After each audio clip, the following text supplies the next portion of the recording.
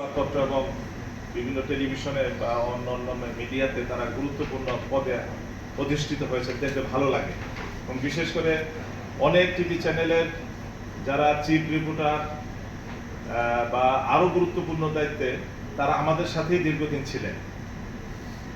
এবং নবীনদেরই এখন অনেকটা জয় জয়কার, প্রবীণদের মধ্যেও আছেন মান্না ভাই, এখানে উপস্থিত আছেন। কারণ তিনি একটা স্মৃতি লিখেছেন, আমি বইটা হাতে রেখেছি, যে 20 বছরের স্মৃতি। তো মান্না ভাই 20 বছরের স্মৃতি, এবং এই 20 বছরে তার সাথে আমাদের মনে হয় না যে আইনজীবী এবং সাংবাদিকের মধ্যে কোনো পার্থক্য আছে। মনে হয় আমরা একই পরিবারের ভিতরে আছি, এবং আপনারাও সেই পরিবারের ভিতরেই আছেন। আমাদের সাথে আপনাদের সম্পর্কটা সেইভাবেই ডেভেলপ করেছে। আমি কৃতজ্ঞতাটা জানাতে চাই এই জন্য যে সেই 2011 সালের ঘটনা, সুপ্রিম কোর্টের একটা বিচার কক্ষে বিচারপতির নামই বলি, জনাব শামসুদ্দিন চৌধুরী মানিক সাহেবের কোর্টের ঘটনা। সেই ঘটনায় একটা রিট পিটিশন হয়েছিল। সেই রিট পিটিশনের রেসপন্ডেন্ট ছিলেন, মারা গেছেন, মুফতি ফজলুল হক আমিন। তিনি একটা বক্তব্য দিয়েছিলেন। তখন সংবিধান সংস্কারের জন্য একটা কমিটি গঠিত হয়েছে। সংবিধানে বিসমিল্লাহির রহমানির রহিম থাকবে কি থাকবে না, এই ধরনের একটা কথা। তখন মুফতি ফজলুল হক আমিন একটা বক্তৃতা দিয়েছিলেন যে সংবিধানে বিসমিল্লাহির রহমানির রহিম থাকবে না, সেই সংবিধান আমি মানি না, সেই সংবিধান আমি ডাস্টবিনে ছুঁড়ে মারব। এই জন্য রিট হলো। সেই রিটে মুফতি ফজলুল হক আমিনকে সশরীরে ডাকা হলো আদালতে। আমরা যেহেতু একটা রাজনৈতিক দলের সাথে সম্পৃক্ত এবং তিনি তখন আমাদের জোটের অন্তর্ভুক্ত ছিলেন, আমরাও তার সাথে কোর্টে গেলাম। এখন যাওয়ার পরে সেখানে ফজলুল হক আমিনী সাহেবের কোনো কথা শোনা হলো না। সেখানে মরহুম মতিন খসরু সাহেবের বক্তব্য শোনা হলো বা অন্যান্য আইনজীবীদের বক্তব্য শোনা হলো, কিন্তু ফজলুল হক আমিনী সাহেবের কোনো বক্তব্য না শুনেই তিনি একটা জাজমেন্ট দেওয়া শুরু করলেন, মানিক সাহেব।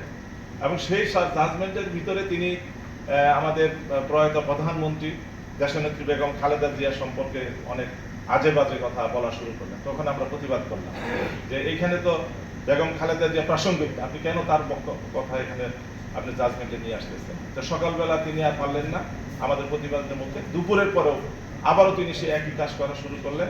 আমরা প্রতিবাদ করলাম। প্রতিবাদের মধ্য দিয়ে তিনি আর জাজমেন্ট দিতে পারেন নাই। পরের দিন কোর্টে এসে দেখি যে একটা ফৌজদারি মামলা হয়ে গেছে, এবং সেই মামলায় আমরা 14 জন আইনজীবী ছিলাম। এবং আমরা কোর্টে গেলাম আগাম জামিনের জন্য, 14 জন আইনজীবী। আমাদের আগাম জামিন হলো না।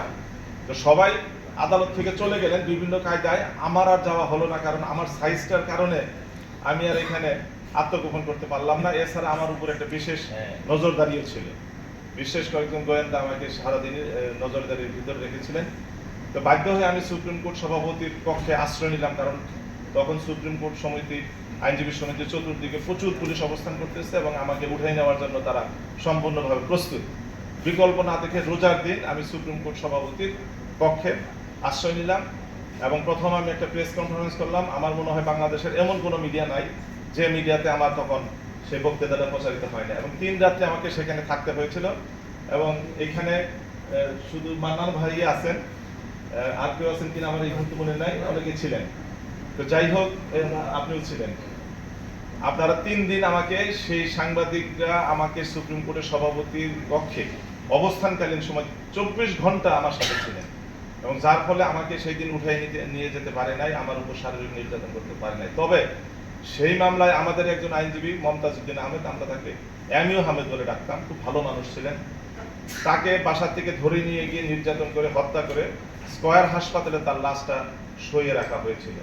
তো আজকে যদি সাংবাদিক ভাইরা সেই দিন আমাকে সেইভাবে সহযোগিতা না করতেন, আমাকে আপনারা সার্বক্ষণিক আপনাদের নজরে না রাখতেন, হয়তোবা আমার কপালেও বা আমার ভাগ্য একটা কোনো দুর্ভাগ্যজনক ঘটনা ঘটে যেত, যেটা হয়তোবা ভাবা যায় না। তো আমি সেই জন্য আপনাদের প্রতি কৃতজ্ঞ।